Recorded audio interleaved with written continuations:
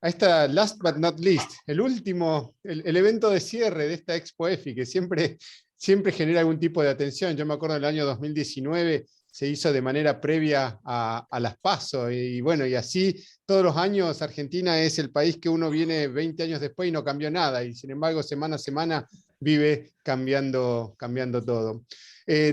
Mi nombre es José Pablo da Pena, soy director del Departamento de Finanzas de la UCEMA, y bueno, en este caso tengo la posibilidad de moderar este excelente panel de profesionales, de gente que conozco, de gente que respeto y aprecio, para justamente un título que creo que es muy significativo, ¿sí? Sobre todo para el evento de cierre. Hemos recorrido 4 días de exposiciones, hablar de criptomonedas, hablar de real estate, hablar de regulaciones, hablar de aspectos impositivos, pero, y vos lo sabés mejor que nadie, Augusto, al final del día todo se resume en compro o vendo, ¿no? Concretamente. Y sin embargo no creo que las decisiones siempre son personales en temas de inversiones, porque en definitiva uno es el que asume la responsabilidad de sus inversiones, ¿bien?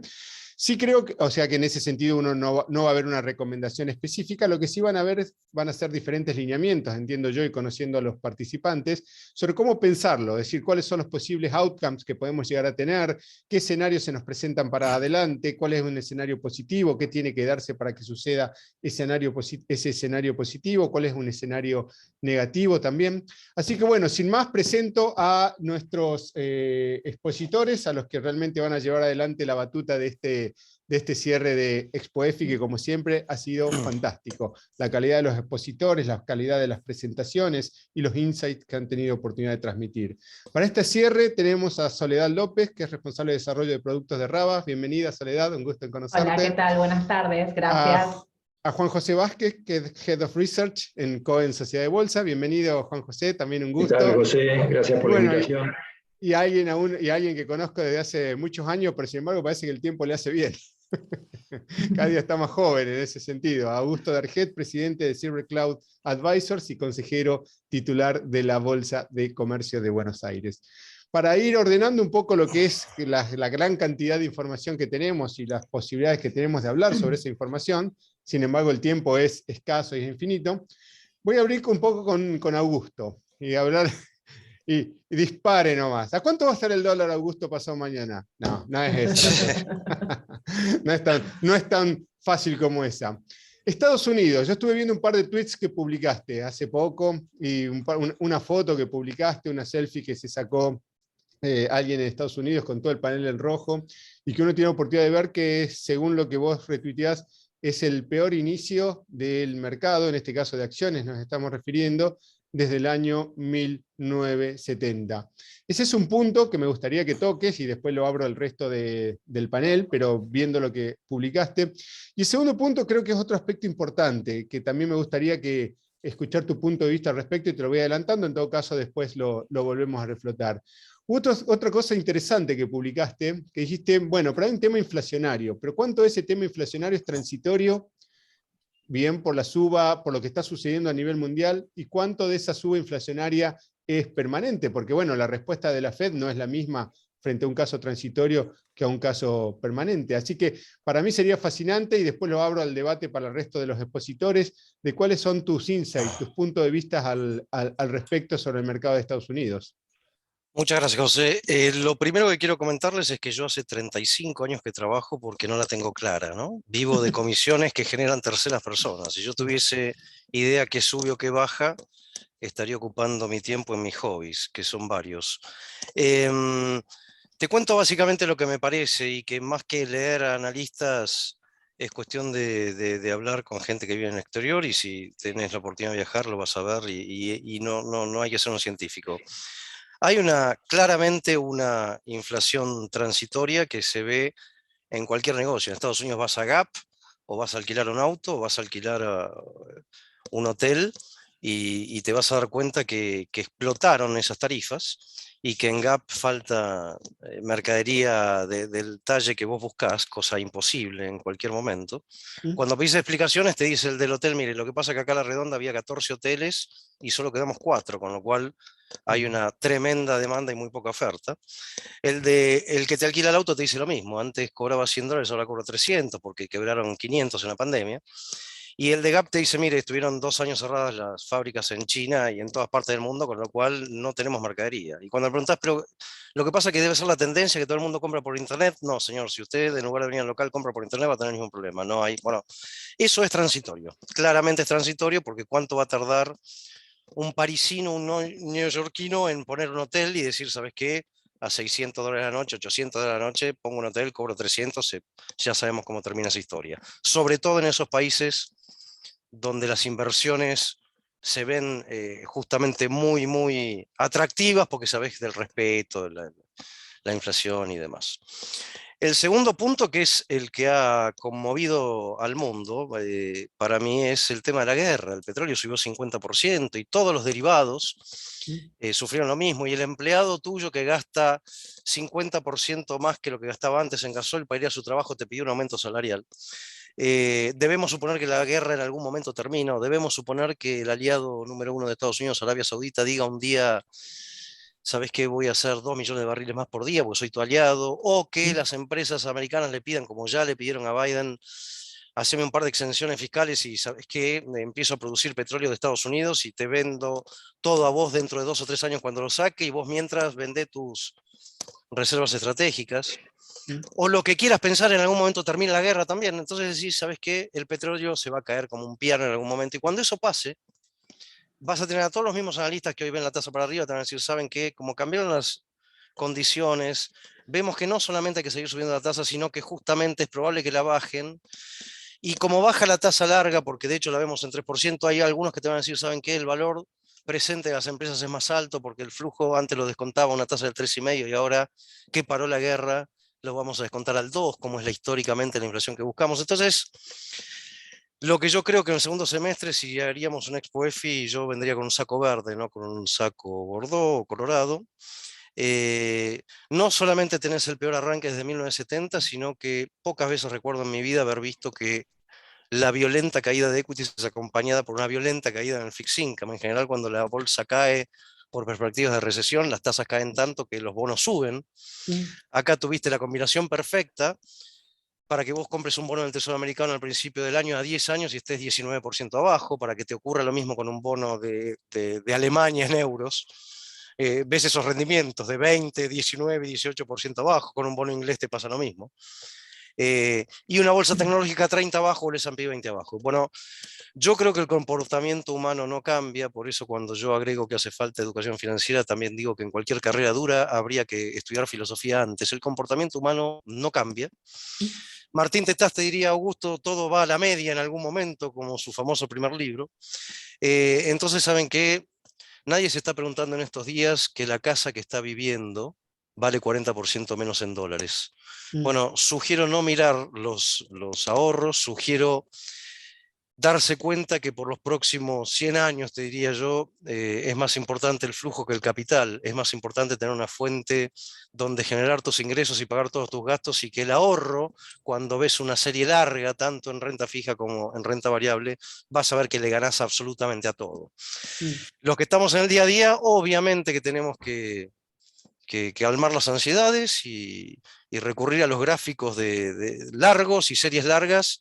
Y yo en el fondo soy optimista con el mercado.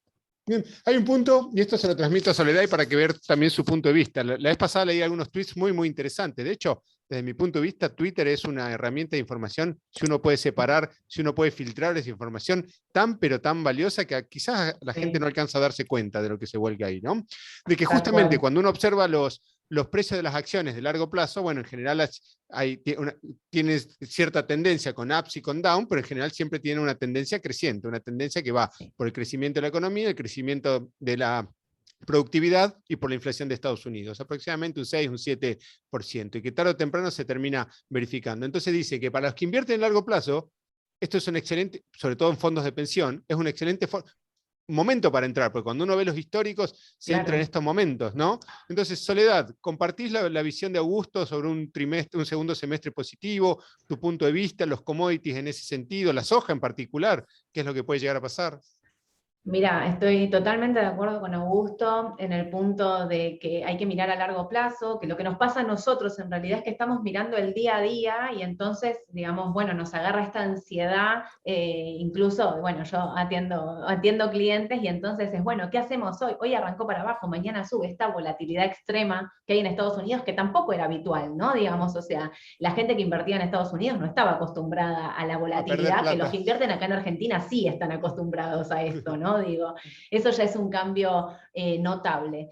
Lo que sí me parece también es que estas bajas dan oportunidad de compra en empresas de valor, absolutamente, para el que mira el mediano y el largo plazo, seguramente son oportunidades de compra, porque estamos hablando, bueno, un poco lo que dijo Augusto, ¿no? El peor arranque del Standard & Poor's desde el 70, digamos, cuando empezás a mirar análisis, es impresionante la caída. Entonces, empresas de valor que a largo plazo, viste cuando vos decís, siempre hubiese querido comprar esta empresa, pero siempre sube, sube, sube. Bueno, hoy tenés esa posibilidad de comprar. Lo que puede ocurrir en el corto plazo es que es muy difícil comprar en el piso, casi imposible comprar en el piso, y es casi imposible vender en el techo, digamos, ¿no? Entonces, lo que ocurre es que uno tiene que empezar a comprar, quizás no todo junto, comprar de a poco en esas empresas de valor para mantener a largo plazo. Y sí creo que es una oportunidad para el largo plazo. Digo, quizás en el corto plazo sigue corrigiendo el mercado, ¿no? Porque los datos de inflación no sabemos cómo van a seguir, la tasa de interés probablemente siga subiendo y eso genera recesión. Digo, ayer llegó el dato del PBI en Estados Unidos, vino un poco peor del estimado. Sí, por ahí hoy el dato, digamos, de gasto de consumo, que es el que principalmente mira la Fed, de consumo propio de las personas en Estados Unidos, vino un poquito mejor, y entonces eso es lo que uno empieza a pensar, bueno, ¿será el techo de la inflación? Creo que esa es la pregunta que nos vamos a estar haciendo como en las próximas semanas, pero sí creo que para el mediano o largo plazo hay empresas que empiezan a hacer oportunidad de compra. En sus price earnings están por debajo de su histórico. Entonces ahí empezás a decir, bueno, es una empresa como decía Augusto, con valor, digamos, empresas con fundamental, con buenos balances y demás, ¿por qué no apostar a esas empresas de largo plazo? Bien, excelente punto también. Juan José, abonando sobre esto que menciona Augusto y Soledad, y un punto adicional, que cuando uno tiene oportunidad de ver el spread entre TIPS, que son los que ajustan por inflación, y los que no ajustan por inflación, no están en niveles de 8%, ¿no? Esos spreads como si uno fuese a tener niveles de 8%. Y por otro lado, uno observa también que la Reserva Federal comenzó una tarea que quizás pasó desapercibida, contractiva de la base monetaria. Uno observa que empieza a caer. Entonces, sobre esto, trabajando sobre estos dos puntos de vista, ¿cuál es tu visión al respecto? Mira, José, justo apuntaste un punto que te quería comentar. Ya la Fed, con este mensaje de tratar de trabajar sobre las expectativas de inflación, ya impactó en el mercado. Este proxy de inflación esperada, a través de la diferencia entre lo que rinde un Treasury de 10 años y el TIPS a 10 años, ahora te muestra una inflación promedio esperada por el mercado de 2,38 y era de 3,06 hasta solo hace un mes, con lo cual ya hay un impacto de una expectativa a la baja en cuanto a la inflación promedio para los próximos 10 años, que también se ve en lo que es las tasas de corto. Fíjate que los Fed Funds están operando para 2023 en niveles de 2,75 contra los DOTs que habían salido en junio, que apuntaban a niveles de 3,60, si mal no recuerdo, acá lo tengo marcado, sí, 3,65, con lo cual ya hay un impacto en el mercado de una perspectiva de tasas por el impacto contractivo monetario de la Fed en cuanto a la expectativa de inflación que va a venir a futuro y en cuanto a la expectativa de crecimiento económico, ¿no? Hoy se conoció el dato del GDP tracker de la Fed de Atlanta, que mostraba una caída del 1% para el segundo Q de este año, viene de menos 1,6 el primer Q, con lo cual ya te marcaría recesión. Y bueno, y eso, como para ver cuándo rebotaría el mercado, creo que tenemos que ver qué es lo que pasa con el mundo corporativo, ¿no? Con los rendimientos de deuda de los high yield. Yo lo que sigo son los CCC y los B, y eso no hizo piso. Sí, hay una perspectiva de que los treasury hicieron techo, deberían caer en línea que tiene una tasa de interés real positiva de 0,6, con Europa con tasas de interés real negativa, un contexto de desaceleración muy fuerte, que lo lógico que debería llevarte a una contracción de la tasa de interés real, Pero sin embargo, claro, esa perspectiva de desaceleración te está jugando en contra en el sector de crédito corporativo. Para darte una idea, en lo que nos tenemos que comparar nosotros, los triple C norteamericanos están rindiendo 13,4%, el spread con los treasuries está en niveles de 10,1%, siempre subió desde comienzos de año. Para ver un piso en el mercado de renta variable tenemos que ver un techo en los rendimientos de los high yield norteamericanos que muestre que por lo menos hay una discontinuidad del credit crunch que te puede producir esta suba de las tasas en los créditos corporativos, y después de ahí sí, la verdad que hubo una destrucción terrible en lo que es tanto valor como growth, que con una perspectiva de reversión de tasas hay que ver cuándo se da en el sector corporativo, como te decía José, pero ahí obviamente va a generar una oportunidad, ¿no? Sí, y uno tiene oportunidades también, y eso motivó, en lo que a mí respecta, ir a ver el balance, la hoja de balance de la Reserva Federal. Uno observa un dólar que no deja de apreciarse frente al resto de las monedas también, ¿no? Augusto, es decir, en ese sentido, ¿es bueno o es malo? Un 14% de apreciación real del dólar en el último año. ¿Eso favorece a Estados Unidos y ahí empezamos a meternos un poco más en los commodities y en lo que a nosotros nos interesa también, ¿no? Bueno, otro capítulo más para las finanzas. Viste volar a todos los commodities con suba del dólar en el mundo, algo que no se había dado nunca, rarísimo, pero termina igual, José. El día que vos veas caer el petróleo 50%, vas a ver todo al revés de lo que ves hoy, y lo que yo discuto con varios analistas es que me parece que un evento de la magnitud, por ejemplo, de que termine la guerra, puede hacer que el mercado no te dé tiempo para que vos hagas una posición. Puede ser que ese día te vuelen los bonos, te vuele la bolsa, y lo que estabas esperando no lo puedas capturar nunca más. De hecho, debe haber en la historia de Wall Street 20 subas furiosas en toda su historia que te han dejado descolocado de manera tal que si buscabas el timing, perdiste por 50 años 5 puntos de retornos anuales, ¿no? Y creo que estamos en ese tipo de situaciones. De hecho, yo te cuento, no sé, esto por suerte del mercado, porque todos pensamos distinto. Yo te digo, vos agarras un avión y te vas a Estados Unidos y te vas a Europa, y te vas a reír de los analistas que están prediciendo recesión, pero te vas a reír. No hay local de cualquier rubro que estén buscando gente, hay furia de consumo. Lo que te falta es por falta de producción de fábricas que ya arrancaron nuevamente, o sea que yo, digamos, y creo que también lo está diciendo la Reserva Federal, ¿no? Que tiene una credibilidad espectacular. Vos le sacás hoy el componente oil and gas a los índices inflacionarios que están apareciendo y te da una inflación que el core debe ser 3,6, 3,7% anual. Nada que ver con los diarios que te hablan del 8, del 9% anual. Con lo cual, el mercado evidentemente le está creyendo, porque si no el bono de tesoro americano a 10 años no rendiría 3, rendiría 11, ¿no? Pero el mercado le está creyendo, y yo no descarto para nada que esa gente que tiene millones de informaciones superiores a la nuestra y más cabeza, te digan, ¿sabes qué? Creemos en el soft landing de la inflación y de la economía. Acá no vamos a tener recesión y vamos a tomar la inflación. Y ese escenario se llega a corroborar. El día que termine la guerra, olvídate, no hay manera que estés haciendo timing para ver cómo armar la cartera, olvídate, no te va a dejar oportunidad. Claro. Es esto que yo decía antes, ¿no? Comprar en el mínimo es casi imposible, digamos. O sea, uno tiene que ir armando su cartera de a poco, porque, digamos, como dice Augusto, no vas a llegar a comprar en ese momento ya con la noticia confirmada. Sí, totalmente. Y si nos metemos en los temas de los commodities, tenemos las hojas 600, que hay un tuit tuyo, Juan José, que lo vi, y después voy a hablar un poco al respecto de eso, ¿no? Pero volviendo a Soledad, tenemos las hojas en $600. Impensado, o sea, hay algo que tampoco esperábamos, no la veíamos venir, eran las hojas $600. Entonces, así como la inflación eventualmente puede ser transitoria, ¿tu percepción es que la suba de commodities también es transitoria y nos dirigimos hacia algún tipo de ajuste? ¿Cuál es tu opinión? Yo creo que sí, que en realidad esto fue un impacto directo por la guerra. que se dio de forma, digamos, a ver, si bien venía una amenaza de que Rusia iba a atacar Ucrania, el día que ocurrió, bueno, todos también recordamos, los mercados bajaron fuerte y los commodities ya venían subiendo, porque la soja ya venía subiendo de antemano, el trigo, el maíz, todo lo demás, incluso el petróleo también ya venía subiendo.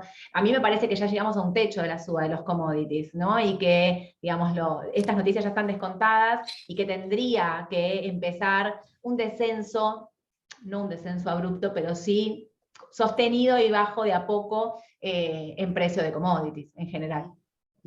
¿Y eso cómo afectaría a Juan José Argentina? Porque leo un tuit textual tuyo, porque estuve curioseando en ese sentido, justamente para obtener información de primera mano. ¿Y qué mejor de primera mano? De paso aclaro, ¿no? De paso aclaro.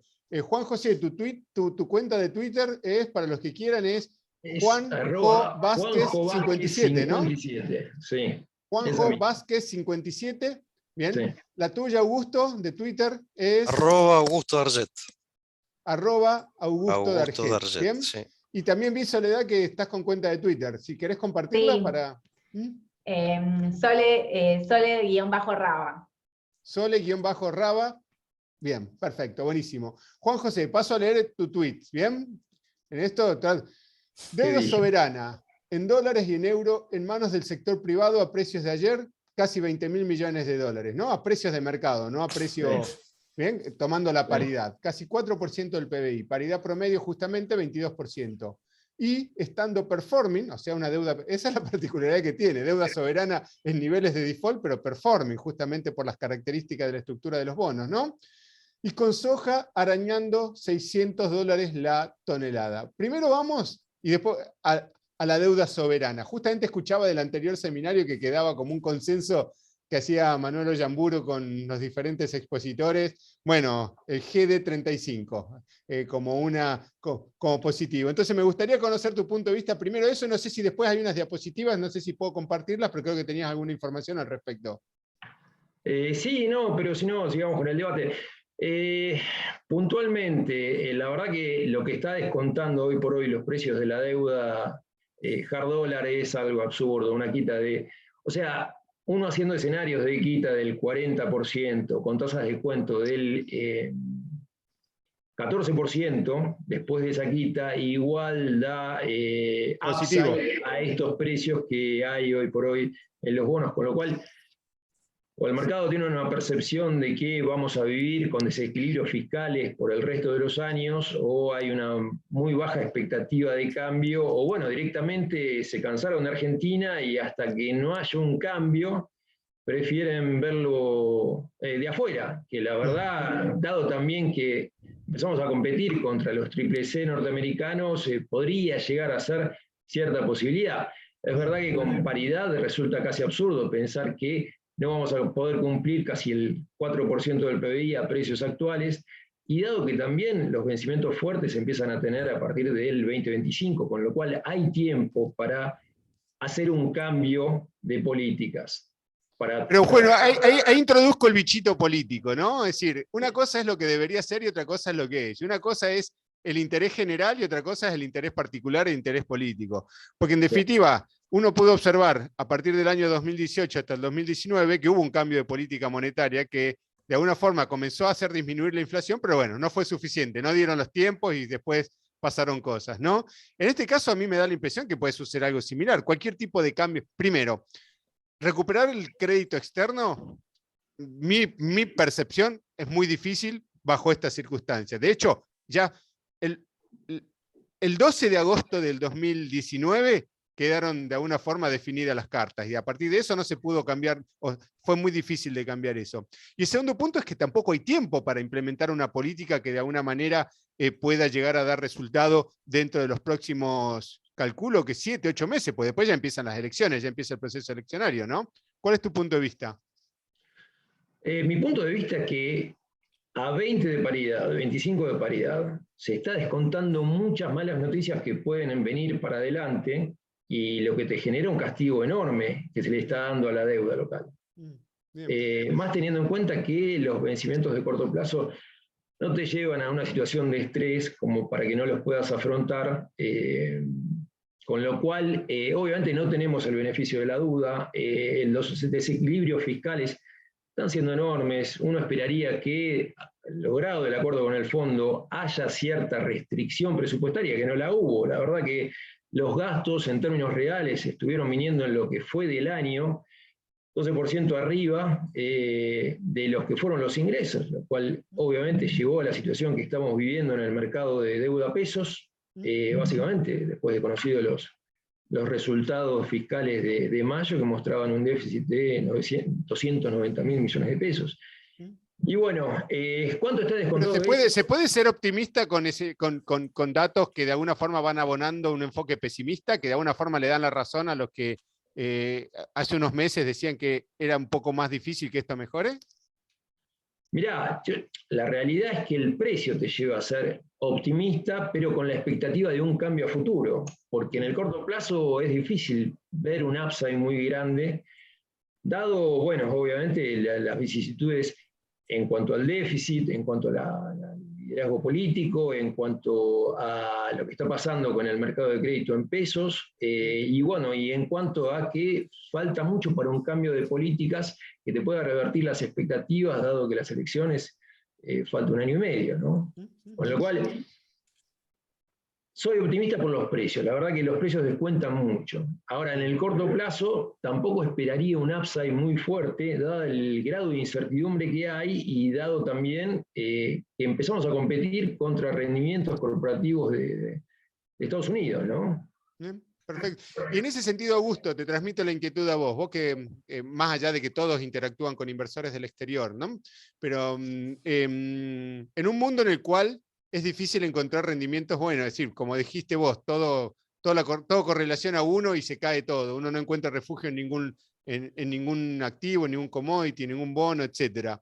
Un bono, un activo argentino, ¿cómo se lo vendés a un inversor externo, ¿no? O ya están saturados. Es decir, vos te parás frente a un inversor externo y decís, mira, tengo esto que vale $22, que aún en el peor de los casos puede llegar a valer 30, 35 dólares, porque en definitiva lo que moviliza los bonos es gran parte del mercado externo, ¿no? Los inversores externos. Bueno, la posición técnica del mercado, que es a eso que te estás refiriendo, es espantosa. No hay ningún inversor que tenga activos argentinos, ni siquiera llamados para gente interesada en activos argentinos. Entonces yo ahí hago al revés, llamo yo para ver qué pasa. Y doy mi opinión. Y por eso quizás es bueno el debate que se abrió acá, porque voy a dar opinión extrema para que me entiendan el concepto que quiero transmitir. Supónganse que en el 2023 gana Juan Bautista Alberdi. Los bonos que compraste a 20 suben 150% y la bolsa sube 1200% en dólares. Y si gana Mao Zedong, vale todo cero. Entonces, la apuesta a cambiar el escenario está dada por el tema bonos. O sea, ¿vos comprarías bonos hoy cuyos cupones son irrisorios apostando al 2023? La apuesta, a mi modo de ver, es en acciones. Si querés poner menos plata de la que pondrías, pero la apuesta es en acciones, no es en bonos, según mi visión. Y para mí el que más sabe de esto es Zukovicki y opina contrario a mí, pero no importa. Pero... Augusto, solamente te interrumpo. La vez pasada hicimos en clase un ejercicio, aprovechando que están los alumnos siempre con entusiasmo, y si descontabas, y si tomabas el AL30, ¿bien? No es global, pero bueno, el AL30, tomabas el flujo de fondo y le ponías la misma prima de riesgo de Brasil, ¿bien? Te daba que el cap o el valor máximo que podía llegar era $70, es decir, con esa prima de riesgo. Ahora, después, obviamente, con mayores, llegando más cerca al vencimiento, tiene una mayor aceleración, ¿no? Pero, ¿vos crees que en ese sentido es mayor en acciones que en bonos? Yo creo que la Argentina pendular, lo que te mostró toda la vida, es lo que recordás en tu cabeza, el Martín Redrado en televisión hablando del Merval de $900, ¿no? La verdad es que si querés yendo más acá, al 2002, me acuerdo cuando la gente decía, yo compré con la especificación asimétrica un departamento en Recoleta, en la avenida Alvear, a $50.000, 2 años más tarde lo vendí en $150.000. Bárbaro. Un tipo al lado mío decía, yo compré ON de Asindar y subió 800% en dólares, ¿no? La ON convertida en acciones. Con lo cual, para el que espera la Argentina pendular, el activo es acciones, según mi visión, no es bonos.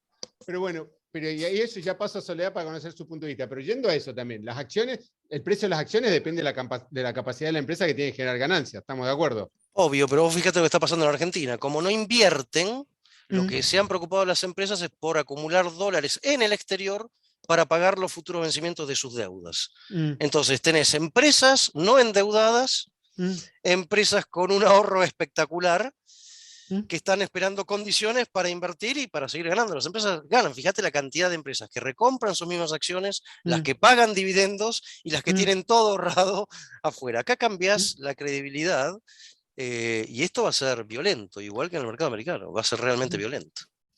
Soledad, yendo a ese punto también y para que colabores, pero cambiar la credibilidad después de lo que pasó en 2015, 2019, ¿bien? Porque uno puede decir, bueno, estamos en el 2014, que es el 2022. Podemos llegar a tener eventualmente un 2015 con cambio de expectativa y de credibilidad. Pero alguien dice, bueno, ¿sabes qué? Ya me pasó, ya te creí una vez Claro. y me Es que yo creo que decepcionaste, el ¿no? mercado no está subiendo puntualmente por esto que vos estás diciendo, A ver. porque en un escenario similar, en el 2015, el mercado ya hubiese empezado a subir, el Merval ya hubiese empezado a subir, solo por la expectativa de pensar que va a haber un cambio de gobierno. En cambio, esta vez, como hubo un cambio de gobierno y no terminó, digamos, de la manera en que era esperada por el mercado incluso, esta vez están siendo más cautelosos. Pero coincido en lo que dice Augusto también, y te refuerzo con esto. El Merval llegó a estar 1.800 puntos en dólares, y hoy lo tenés por debajo de 400. Con lo cual, la expectativa de suba en las acciones, obviamente las acciones siempre suben mucho más que los bonos. Creo que el atractivo de los bonos, y en una cuestión de riesgo, seguramente la gente diversificará, porque tenés los bonos que rinden 40% de rendimiento en dólares, ¿me entendés? Entonces creo que por ahí el interés por la renta fija es en eso. Pero sin dudas, no sé, lo que van a valer, Galicia valía $60, vale $7. ¿Me entendés? O sea, mires el activo que mires en dólares en Argentina, está igual. Con lo cual, cuando el mercado vislumbre un cambio, pero creo que esta vez el cambio no es solamente por la persona o por demás, sino que el mercado espera como un poco más, esta vez, para empezar sí a apostar y a la suba. Y también coincido que este es un momento de acumulación, no para el corto plazo, sino que si llegara a darse este cambio, la suba va a ser impresionante, porque repito, estamos debajo de 400, el mínimo del Merval en dólares es 250, no estás tan lejos de ese valor. Juan José. Sí, mirá, bueno, ¿Bonos o acciones? No, yo compro más acciones. Hay precios de acciones, yo no quiero dar nombres, pero hay precios de acciones que están en valores irrisorios. Muchos con price earning, neto de la caja casi 1, que es algo insólito. Que con las ganancias se pagan lo que vale neto de la caja.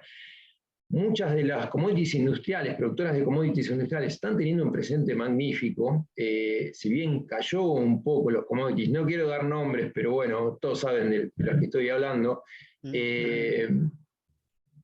Son muy competitivas en el mundo, están con ratios absurdos en términos históricos y van a ser claras ganadoras en un cambio de contexto, o por lo menos, o sea, ya por lo que es el flujo libre de fondos, el incremento de ganancias que va a venir va a ser enorme. Lo que faltaría sería la tasa de descuento, ¿no? Que lleve el valor presente de ese flujo de fondos a un valor superior al que tiene hoy como para destrabar valor. Pero bueno, la realidad es que hoy por hoy ya lo que te genera de flujo libre de fondos debería generar un upside teniendo en cuenta el aumento de caja que te va a generar las ganancias. Con lo cual, sí, yo prefiero acciones toda la vida. Y desde ese punto de vista, yo también habíamos mencionado en estas charlas previas, cuando estuvimos de alguna forma organizando, coordinando los diferentes contenidos, que no solamente existe el bono soberano, no solamente existen los títulos públicos del Estado, sino que también existen los subsoberanos y las obligaciones negociables, es decir, los bonos corporativos. ¿Cuál es tu visión al respecto, Juan José?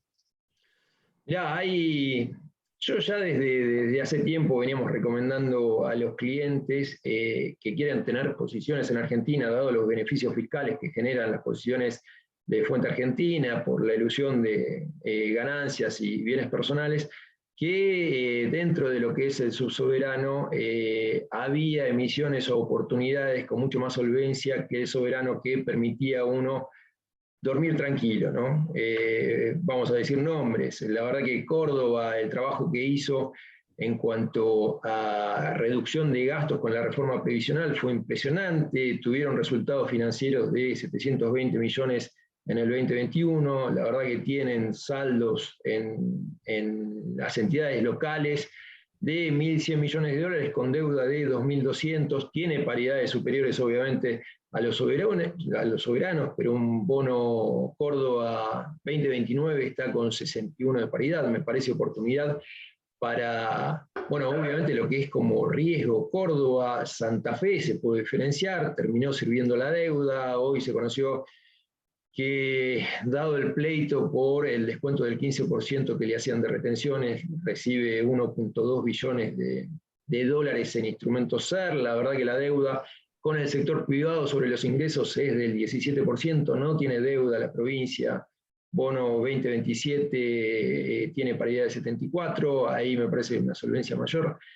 Caso particular, Mendoza. Mendoza viene recibiendo desembolsos trimestrales de 51 millones de dólares hasta octubre de 2024, tiene en el sistema financiero 400 millones de pesos dólares 225 millones, le permiten pagar vencimientos del bono hasta fin de 2024 con lo que tiene hoy, y es un bono que tiene paridad 65 dólares y vas a cobrar 20 dólares de acá a fin del 2023. A mí me parece una clara oportunidad, inclusive sin asumir el riesgo del soberano, ¿no? Ya con los fondos en las entidades financieras como para pagar los vencimientos hasta el 2024.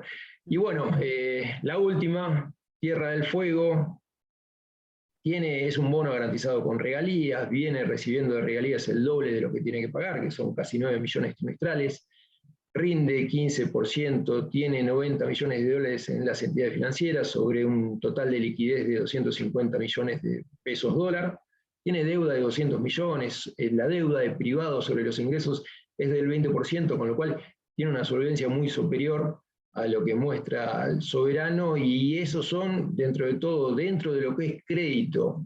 En Argentina, veníamos enfocando hace tiempo mejores opciones que el soberano, la verdad que yo no esperaba que caigan a 20 dólares los bonos soberanos. Estos bonos Ojo, también se dice, perdón, discúlpame, te interrumpo, pero justamente también se dice que de alguna forma hay algunos que están saliendo de Argentina. O sea, hay una presión vendedora, pero no como consecuencia de los fundamentals de Argentina, sino como recomposición de portafolios de fund managers que manejan algunos activos financieros de Argentina. Si eso fuese cierto, bueno, tiene más sentido un precio de 20 dólares que no necesariamente es consistente con los fundamentals, ¿no? Claro, sí, el flujo mata fundamentals. Lo que es subsoberano vino manteniendo paridades altas, inclusive venía con un rendimiento superior a los treasuries que habían caído, obviamente, por el desplazamiento de la curva que tuvo, hasta junio, donde empezaron a caer levemente, producto de las vicisitudes locales, tanto el mercado de deuda en pesos como la destrucción que hubo en el crédito soberano, pero la verdad que hasta ese momento defendían valor, tienen fundamentos para seguir defendiendo valor, y dentro de todo nosotros veníamos recomendando para que se queden posiciones más tranquilas y no tan riesgosas, en el sentido de sin tanta volatilidad que podía llegar a tener el instrumento, dado, bueno, las cosas que conocemos, y bueno, fue una recomendación que dio muchos frutos, ¿no? Y yendo, Augusto, aprovechando algo que mencionaste respecto de las empresas, uno está observando en el mercado que están swapeando, están cambiando o están reperfilando de manera voluntaria, ¿no? Ofreciendo canjes de deuda de bonos corporativos, diferentes empresas que le han propuesto al mercado, IRSA, creo que PAE también. ¿Por qué, en definitiva? ¿Cuál es la lógica detrás de eso? ¿Es algo bueno? ¿Es algo malo? ¿Cuál es tu lectura al respecto? ¿Vale la pena? ¿No vale la pena esos bonos corporativos? Lo que me parece es que en la Argentina lo que estamos viendo es que hay un problema de crédito, porque hasta hace 2 o 3 días veías que sobraban pesos y sin embargo los bonos en pesos del soberano caían, con lo cual claramente es un tema crediticio. Los fondos que, por ejemplo, administran fondos de dólar link, te hablan que no paran de recibir suscripciones, pero que es muy difícil conseguir bonos privados, porque justamente es mayor la demanda que la oferta. El privado te paga y te paga con gusto, porque el privado te emite un dólar link cuando si llega a haber una devaluación se ve altamente beneficiado en su negocio, con lo Claro, cual los te que paga tienen encantado de dólares, la vida, arbitran dólares. correcto. Y con la tasa de futuros, que uno está en 90%, uno Correcto, está viendo, ¿no? exactamente. Y si no te devalúan, la empresa te tomó pesos a tasa cero, ¿no? Por así Mm, decirlo en el extremo. mm, Con lo cual el problema crediticio es enorme, según mi visión, y los privados dándose cuenta de esto te rolean, te dicen, ¿sabes mm. qué? Tengo parte de los dólares para cancelarla yo, con los otros acreedores que me cancelen y le ofrezco un bono más largo. La verdad que me parece bárbaro y yo también lo estaría haciendo. Por otro lado, no estamos viendo, la gran mayoría de estas empresas que emitieron bonos en el exterior tienen los dólares acumulados en el exterior Mm, y te lo mm, muestran en los balances, con lo cual, mm. sí, como siempre, en la Argentina, que es único país en el mundo, te diría, el riesgo privado rinde menos que el soberano. Mm, ujú. Soledad, yendo justamente a tu función como jefe de desarrollo responsable y jefe de desarrollo de productos, ¿qué productos estás observando que se están pidiendo en el mercado? Porque esto también es como una suerte de, bueno, a ver qué quiere el mercado, Sí, como decía recién Augusto, da la sensación de que hay una sobreventa de algunos activos, un exacto. desmedido entusiasmo por otros, desmedido no, habrá que ver, ¿no? Habrá que ver, Entusiasmo obvio. por otros activos. ¿Qué es lo que estás observando desde el punto de vista de los productos financieros? ¿Qué es lo que está saliendo? Si lo pusiéramos en Mira, términos comerciales, sí. ¿no? La demanda sobre dólar linked creció en el último tiempo, es muy fuerte. Ahora, digamos, después del susto de los bonos con SER, empiezan, de nuevo, con estos rendimientos que tienen actualmente, empiezan a ser una alternativa. Lo que pasa es que hace un par de semanas se asustaron y quisieron salir todos corriendo, ¿no? Entonces, pero los que no querían entrar antes porque decían, no, ya subió un montón, tenían rendimiento negativo, justamente, digamos, no, uno lo veía como un riesgo, o no, digamos, había como una expectativa muy fuerte sobre esos activos, hoy sí los ven como como una alternativa de inversión, digamos, lo que son los bonos con SER puntualmente. El riesgo, digamos, está en los que son, no sé, la diferencia clara entre el TX23 y el TX24, ¿no? Por supuesto hay un rendimiento ahí de diferencia porque hay miedo de que el 24 post elecciones se reperfile y que los vencimientos cortos o al menos se espera que se paguen, ¿no? Pero empieza a haber nuevamente la demanda por eso, y la verdad es que te digo que con los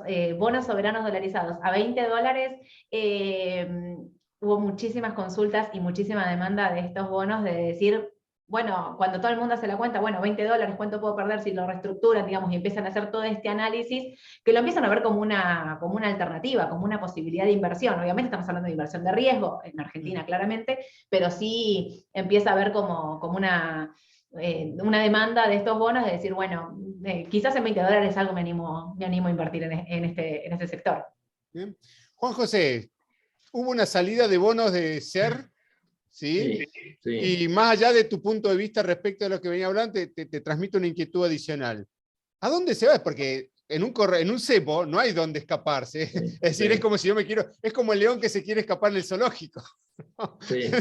Tarde o No, temprano lo encuentran, ¿no? lo Entonces, que se vio es salida de los temas 1 y de los fondos SER a money market. Pero obviamente son rendimientos con una tasa de interés real muy negativa, dado que la expectativa de inflación va a estar entre 75 y 80%. Y dado toda la emisión que hubo, que hasta el 24 de junio llevaban 0,9 billones de pesos para adelantos transitorios, para comprar la curva SER y pagar los bonos en el mercado y tratar que no se destruya la curva, y también para lo que son los intereses del ELIC. Y eso es el 30% del circulante que hay hoy por hoy, con lo cual hoy por hoy los que van a money market es por la idea de no querer ver caer la comitente o la posición diaria, pero la realidad es que a largo plazo obviamente te lleva a una destrucción en términos reales muy significativa, dado la diferenciación entre la inflación que va a haber con el rendimiento que te puede ofrecer el money market hoy por hoy. o sea que vos pensás que van a volver, los que se fueron van a volver a los bonos con SER.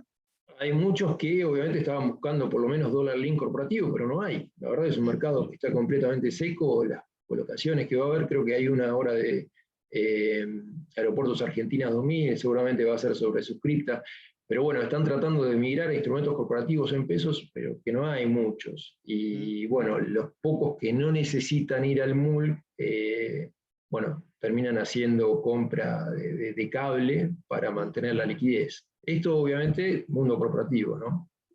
Pero rendimientos reales de TIRS del 12, del 13, del 14% en los TX, ¿te parecen razonables o es consecuencia de un miedo que después, tarde o temprano, cuando se disipe, puede llegar a volver a valores preventa de pre-corrida, ¿no?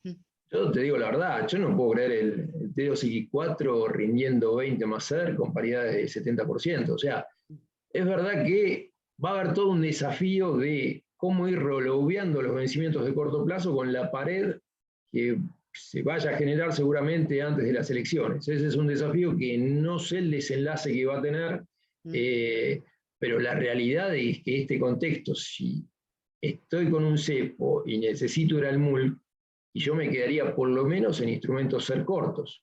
Bien, bien. Y Opinión acá personal. nos mencionan, y quizás para los que tienen un poco más de años, en el 89 los TICO, los TACAM y el resto de los bonos de ese tipo, en el año 89, ¿no? Estamos hablando de la hiper del 89, llegaron a $17 y luego se cambiaron a la par por el Bonex 89. O sea, hay historia de Argentina en ese sentido, de cómo, porque bueno, si ha habido crisis cambiarias y crisis de este tipo, creo que Argentina es uno de los países que más tiene. Lo cual nos lleva al último punto, ya que tenemos unos minutitos más, pero no quería dejar de tocar este tema. Dólar. Bien. Tu punto de vista respecto a Augusto, sin obviamente, pero lo que te permiten pensar qué es lo que puede llegar a pasar con el dólar en los próximos 6 meses. ¿Cuáles son aquellos drivers que te ayudan a pensar lo que puede llegar a pasar con el dólar en los próximos meses? Bueno, espera que tiro las cartas de tarot y las runas y te contesto. ¿Pero qué me imagino? Me imagino que Argentina lamentablemente siempre actuó en situación límite. Entonces me imagino quizás que se desboque el tipo de cambio. ¿Cuál? Porque tenemos El libre, varios. no, el El libre, el blue, contado con o el contado con liquidación, el liquidación, blue, el MEP. cualquiera, Sí, en bien. cualquiera de sus formas, y que una vez que se desboque, alguien tome el toro por las astas y haga un plan administrativo para durar hasta el final de las elecciones, y ese plan sea tendiendo al ortodoxo y te haga caer las variables nuevamente. ¿Pero Yo, pensás que eso no está sucediendo con lo que mencionó Guzmán hace poco, de la necesidad del ajuste fiscal, de la sustentabilidad fiscal y con estas restricciones? Es decir, ¿no lo ves en ese sentido? Porque da la impresión de que ese plan está en marcha, ¿o no? yo creo que perdiste la credibilidad. Me parece bárbaro que si tenés pocos dólares no se los des a la industria, que no me maten, ¿no? Pero digo, si no tenés dólares, vos no podés estar importando ni perfumes, ni carteras, ni automóviles, ni financiando al tipo que se va a New York o a París. Entonces, no me parece mal en una situación límite estas restricciones que deberían ser temporales. Me parece sí que perdiste la credibilidad, y la credibilidad es prácticamente imposible que la recuperes y ellos lo saben. Quizás tomas aire 2 meses con estas medidas, el mercado va a venir a buscarte de nuevo por la gran emisión monetaria, por el gran déficit, lo que siempre hablamos, y a lo mejor tenés un overshooting nuevamente del tipo de cambio, hasta que te pongan más medidas ortodoxas, hasta que te suban al oficial, te suban las tasas de interés, sean positivas y demás. Y quizás te comes ahí un gomazo pensando que eras el as de espadas por haberte pasado a moneda dura, ¿no? Con lo cual, si querés, me decís, Augusto, vale 300 y después vuelve a valer 200, y altamente probable, según mi visión. No, Y quiero y atacar, también te abono un punto. Uno no se da cuenta, pero el tiempo pasa. De hecho, ya pasó claro, la mitad del año en volando, sin darnos cuenta, ¿no? octubre del 2021 el dólar valía 195, con lo cual no Mm. entiendo mucho la desesperación al verlo en 230 después de toda la inflación que vino al medio. 2 puntos y no te molesto más. No, al contrario, yo creo que nos dejaría seguir Primero, hasta las 10 de la noche. los dinosaurios como yo recordamos, ojo con esto de los bonos SER, que Domingo Cavallo, cuando hace la convertibilidad, todos sabíamos que tenía una inflación de arrastre del 70% para el primer año. Entonces todos los audaces como yo comprábamos bonos que en ese momento se llamaban los barra, que ajustaban por inflación, que valían 140 de paridad y sabíamos que la inflación era del 70, hagas lo que hagas. Vino Cavallo y los rescató al 100% y nos partieron al medio a todos los traders, porque el Banco Central se reserva el derecho de rescatar anticipadamente los bonos al 100% de paridad. Con lo cual, Cavallo le partió la cabeza a todos los que apostábamos a los bonos ajustados por inflación, y legalmente rescató un bono como una facultad. Así que los invito a que lean todas las condiciones de emisión de estos bonos para darse cuenta que esto puede pasar. Segundo punto, porque veo varios chats que dicen cómo vamos a hablar de recuperar la confianza. Yo creo que si a las 150 personas que están en este momento escuchando le preguntás vos que si le afirmaras que mañana termina el comunismo en Cuba, si no quieren comprar terrenos en Varadero o en las playas maravillosas que tienen a $10.000 los 1000 metros, yo creo que los 150 te levantan la mano firmando una condición de precompra de esos lotes. Automáticamente le vas a decir que se olvidaron de 70 años de comunismo. Lo que te quiero decir es que el capitalismo no tiene memoria. Cuando vos creas las expectativas se da vuelta todo en 1 segundo y medio, y esto que te hablan los agoreros de que no, que mirá que esta vez va a costar, porque con Macri los convenciste y te mataron, y que no hay manera, bueno, olvídate, el capitalismo en 1 segundo, cuando das vuelta a las expectativas, la plata sale de abajo de la tierra y te compran los activos. Excelente, buenísimo. Soledad, ¿algún comentario de cierre para redondear algún? Estaba pensando en el tema del dólar y estaba pensando que allá por el 2020 el MEP llegó a estar 180, 190 y después bajó a 130 de nuevo. Digo, el dólar tiene este comportamiento. No, de hecho llegó a 200. Octubre del 2020 claro. llegó a 200.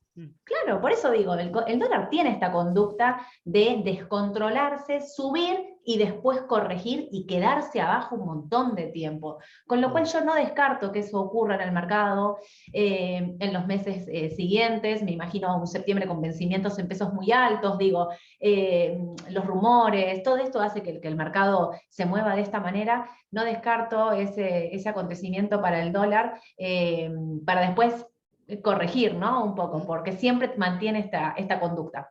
Bien. Juan José.